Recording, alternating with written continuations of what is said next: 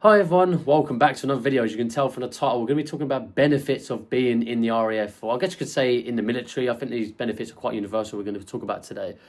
So if you're someone like me that didn't really understand what benefits are before joining up, hopefully it'll give you some level of context and yes, you can be a bit more prepared going into it. Obviously, please keep in mind that all the benefits we're going to be talking about today are not all of them. There are others out there, but I'm just going to focus on sort of like the main ones, the heavy hitters, so to speak, that most people are going to experience.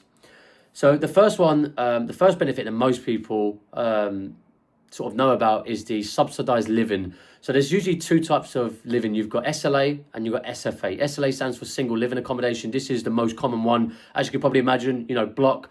Most of the time, obviously, when you go to Horton, the blocks are different. You've got these obviously massive rooms and they could have whatever it is, like 12, 13, 14, 16 man rooms, whatever the case may be.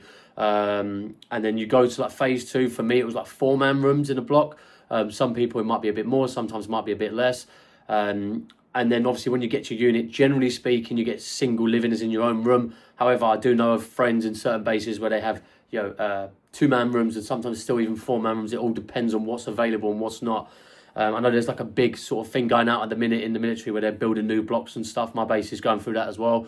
So hopefully they rectify that so people can have their own room if they don't.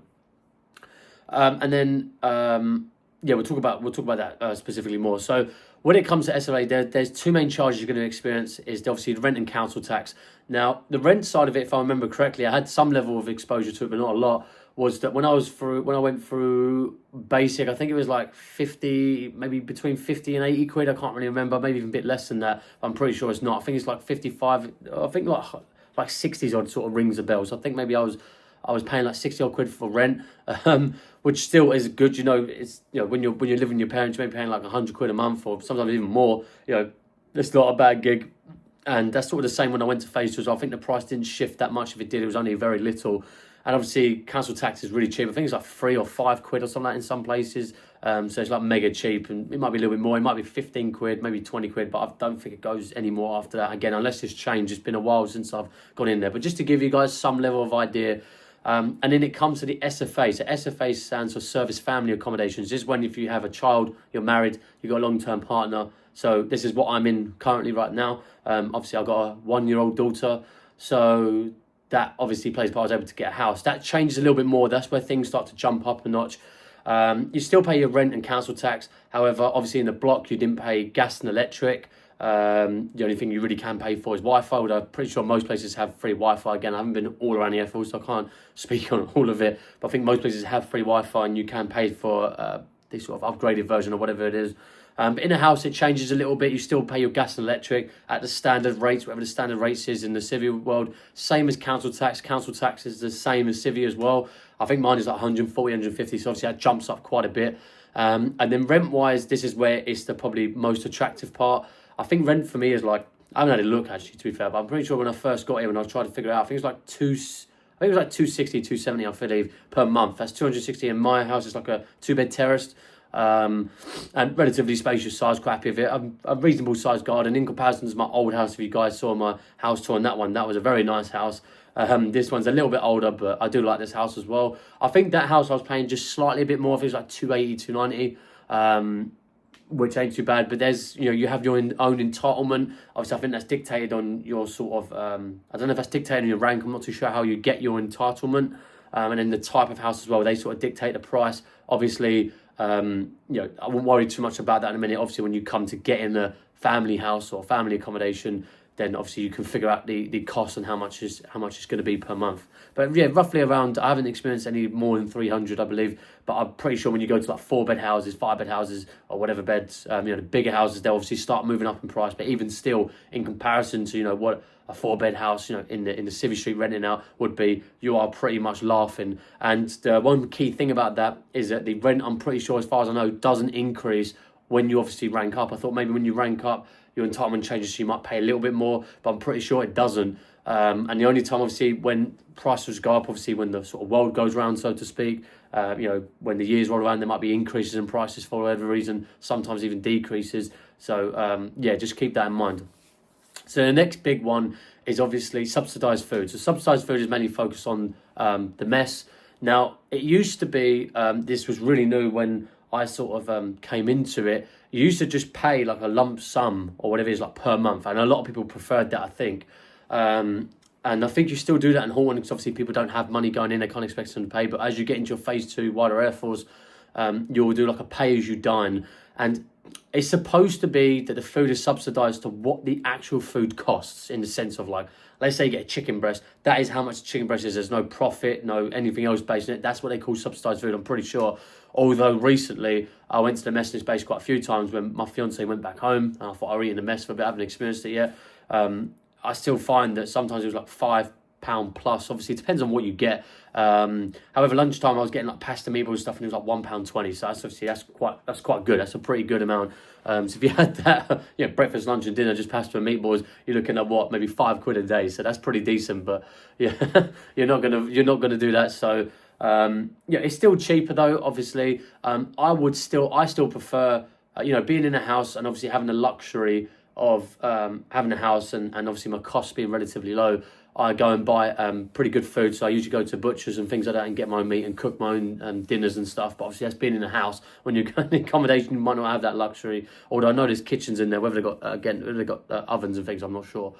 But yeah, so that's subsidized food. Obviously, when you go on debt as well, I don't really want to touch on debt too much because that's the whole package in itself. When obviously I'll go on debt, I'd rather do it on that. But just to give you guys some idea, generally speaking, food is completely free out there. You don't have to pay anything. Same as living accommodation as well. It's all free.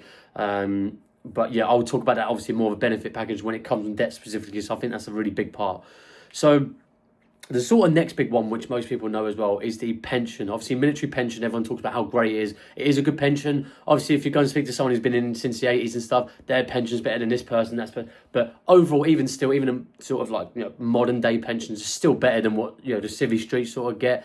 Mainly because it's non-contributory. So which basically means for anyone who's younger, who may not 100% on how pensions work, when you're working your civvy job, like for example, when I work in a post office, I put a percentage of my wage per month into a pension pot. I don't know what a percentage is, maybe it's like 5% or 10% or something like that. And then your employer sometimes matches it or double it, or sometimes it's just a little bit more. I don't know how it exactly works. I didn't get a ton of exposure, but I know that's sort of how it works. That's a contributory sort of pension, if you will, where you put in, your employer puts it in, and you have basically a big pot.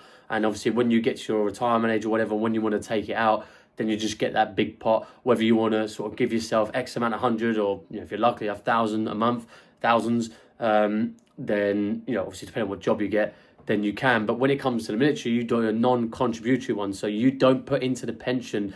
And it's also I can't remember what it's called, but I think it's like defined benefit scheme or something like that. I can't remember what it is, but it's like basically what that means is that in a nutshell, I'm not too 100% familiar on this, but it's basically after maybe a certain amount of years, or when you get to a certain point, it becomes a wage, if that makes sense. So let's say, I don't know, you've done 20, 24 years, whatever it is, you came out squadron leader, if you was a thingy, whatever, then whatever squadron leader pays, I'm pretty sure you get that paid for the foreseeable future, that exact wage, which is like nuts. So that's what is obviously a big sort of benefit that you can get. I'm not going to talk about it too much because I don't have tons of exposure. I only want to talk about what I know.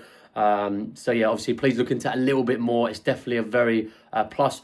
There are a lot of things, like when I spoke to people who's been in years, their pension was like pension with a number on the end of it, and it's better than this one, but it's still really good. Even even if you just have a non-contributory pension, it's pretty decent. You have obviously more disposable income, and you not have to worry about that too much. Obviously, the more you serve, the more it builds up, and you get the goodies, so to speak. So that's obviously quite a decent benefit. Now, the other one, which is the big heavy hitter, probably arguably the biggest heavy hitter, is the Forces Help to Buy scheme. So many of you may have heard of this. This is basically a scheme that can give you up to 25k interest-free on a deposit for a home. So this is obviously, especially in this sort of in this sort of economy that we're in, and how difficult it is for youngsters, even my age. I'm not even technically a youngster anymore. I'm 27 really soon. So it's still, I've still got people I know who are 30 plus and they're still living at home for their parents. And it's not because they're useless or crap, although maybe some of them are. But it's difficult out there. It's hard to get on the housing list, and sometimes it's like we're going back in time when your families used to live in the same house and then they used to just inherit it and stuff like that. So it seems to be going back to that one. But the benefit of that, obviously, you don't have to build up a lot of deposit. You can obviously get that 25k. I think it's max 25k. It's like half your wage or something like that.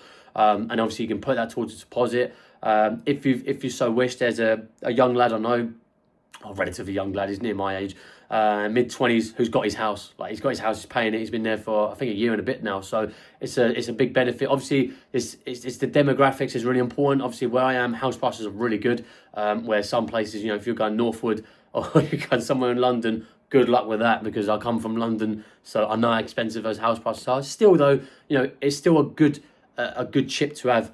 It's a good chip to have in terms of sort of like playing your cards right, and then you can obviously get a decent amount of deposit and get in the house quicker. The only downside is, which for me, I like the idea of buying a house and then renting out to pay the mortgage. The only downside is, I'm pretty sure Forces Help to Buy is that you have to intend to live in it, if that makes sense. Obviously, if you get posted to, let's say where I'm based now, if I get a house in a local area and live in it, then I get based to Scotland in Lossiemouth, for example. I ain't going to live in that, am I? So I think then you can rent it out. That obviously makes sense, but you have to have that mentality to go in, and they don't really like it if you're going to rent out. So again, I haven't crossed that bridge yet. I just know of it. So yeah, that's a really big one that I'll probably look at doing at some point in my life, when I've sort of got a bit more settled. Probably when I get corporal, I'll probably look at maybe starting to get a house, maybe sooner, I don't know, we'll see. The other one, which a lot of people not have maybe a bit aware of, but I didn't really understand how it works, is learning credits. So basically how learning credits work is, the more time you serve in the military, you get a certain amount of credits per year. But again, I'm not going to go in that too much. I don't really know the exact figure, but just to give you guys some ideas. And what this learning credit does, so it's an absolute brilliant thing. And this is another benefit that I sort of had somewhat of an idea, but I didn't have a ton of knowledge on it. Is that basically, let's say you have a civilian course that you want to do. You don't really want to pay the full whack for it. It's X amount of thousands. It could be a degree, for example. The more time you serve, you build up these learning credits, and you may get enough learning credits to get an 80% reduction in the fee. Or, I know, for example, for my trade as being IT tech, or CCS, if you want to get all fancy Nancy, but it's IT tech. Is that a lot of us go and do fibre optic courses for splicing, for example, which is obviously a very unique qualification you can get. You can go to a certain base in the UK, you can basically get that qual, and you can also transfer it. So you get there's a difference between military quals and obviously civilian quals. There's some military can be transferred into civvy. A lot of them are just military based. So I think there's one to do with apps, is obviously my trade as well. And I believe there is some civvy ones, but a lot of them are military as well, so it's only really relevant in the military. However, so being experienced of apps is obviously good within itself. But the fibre optic splicing itself, you can pay, I think it's like 200 quid, 250 quid, which is like really reduced, using your learning credits. And then that turns into a civvy qual. You basically you've done the course, you just need to pay that in order to transform it into civvy qual, and that's it for the rest of your life. And it's quite a decent one as well. It's quite a sought after one, especially if you want to go into cabling and communication infrastructure and things like that. So there are things like that which I'll be definitely doing. Hopefully next year, maybe year after. I want to get on that quite well. I think it's like a 2-week course or something like that. I don't know. I can't really remember where it is, but it's just to give you an idea. So and also I wanted to do a sort of degree in sort of probably cybersecurity, or maybe some form of cybersecurity, maybe computer science, things like that. Something relevant to my trade I can take into Civvy Street. Obviously, sort of linking on from that, I'm not too sure what it's like for other trades, but for my trade and a few others, you've got something called the BES scheme. Now, the BES scheme is basically what you could use to get a foundation degree to go in and be an officer. So if you're in other ranks like me, AS1s, 2s, corporal, sergeants, techs, chief techs, whatever, you can then use this so-called BED scheme if you didn't have because in order to be an officer, I do believe you have to have a university degree or sort of some kind, and it has to be relevant to your trade. So, for example, I've got electrical engineering qualification. That's not a degree, although I might be able to further that on and get a degree, obviously, if I decide to pursue that a little bit more in electrical engineering. And, you can obviously take that scheme, gets you into a foundation degree, and that obviously gets you through Cranwell, and you become an officer as well. So that's obviously another way you could do it. And I believe they pay for that fully, the foundation degree, I believe. But I'm not too 100% sure on it. Again, I was looking into it. If I decided to do it, obviously I'll do a bit more dedicated video to that.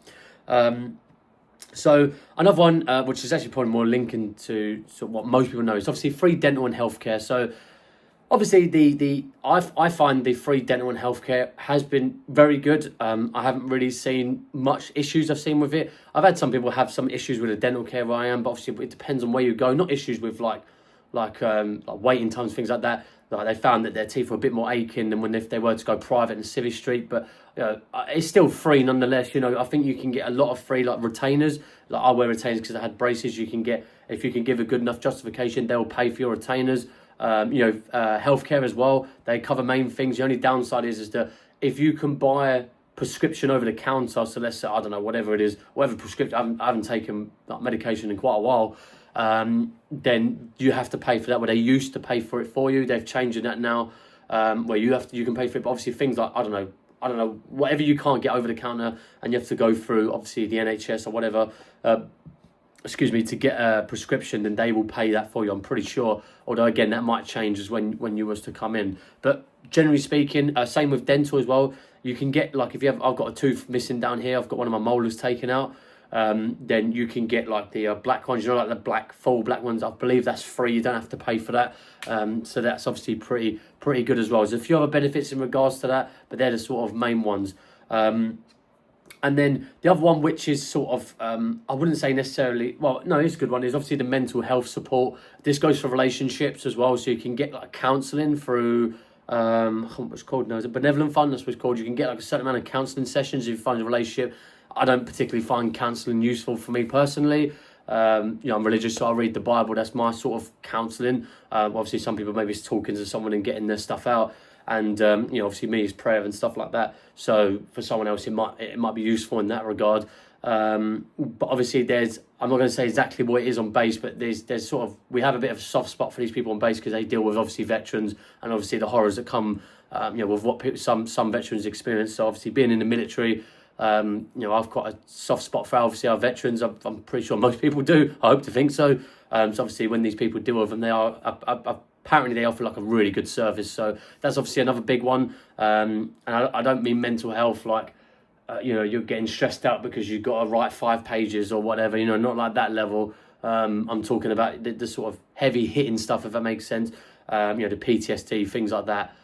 Not just getting stressed at your job. We all get stressed at a job, but just to give you some level of perspective. And the sort of last one is the AT and FD, which is adventure training and force development. So you'll experience this throughout your entire career. You experience this in basic training as well, at Crick Owl, things like that. This is where you get out your job, you still get paid for it. You might head up and do some mountain biking. You might do some paddle boarding. I know there's one where I live where there's a museum, and I flipping want to go to it because apparently if they find out you're military or police, they'll take you down to a different section. It's all about wars. So it's all about, all the tanks, and they have all the sort of, throughout medieval age as well, they have all different like wars and, sort of weapons they fought. And they take you down to somewhere and you get to hold like the weapons and stuff, which I think would be wicked to do. I want to try and get on that. That's like a day out. Sometimes you've obviously got Eagle schemes as well, which is basically schemes that get you out of the country. You go to Germany, you go to, I believe it's one like Sweden, and you do like sort of adventure training over there and stuff like that. It's quite a big part of it, and that's what sort of makes the military sort of worth it as well. I believe I've got an FD coming up, I believe, for paddleboarding somewhere. I have no idea, but I sort of need to get a swim test done, so I'll get it done in good time. But that's really going to be the end of the video. Hopefully that's given you guys some decent amount if you're sort of going in or have no idea what sort of benefits there are out there. Obviously, most people know of some of them, maybe you never heard of some of them, but hopefully that gives you some level of context. If you have a specific sort of benefit that you're wondering whether we have, please drop in the comments and I'll try and answer as best as I can. But thank you for sticking around. I know it's quite a long one. I haven't done a long one in a little while. Actually, I've done a long one about 2 videos ago, so that's a lie. That is a little while for me because usually I do most. But I really appreciate you guys for sticking around. If you want any particular videos as well, it helps me out because sometimes I do struggle to think of ideas, then please drop in the comments. Again, this is for me personally to look back on, but also to help you guys as well. So whatever you need, let me know in the comments. I'll see if I can do it for you guys. But thank you for sticking around, and I'll see you in the next video, whenever that is. Take care. Bye-bye.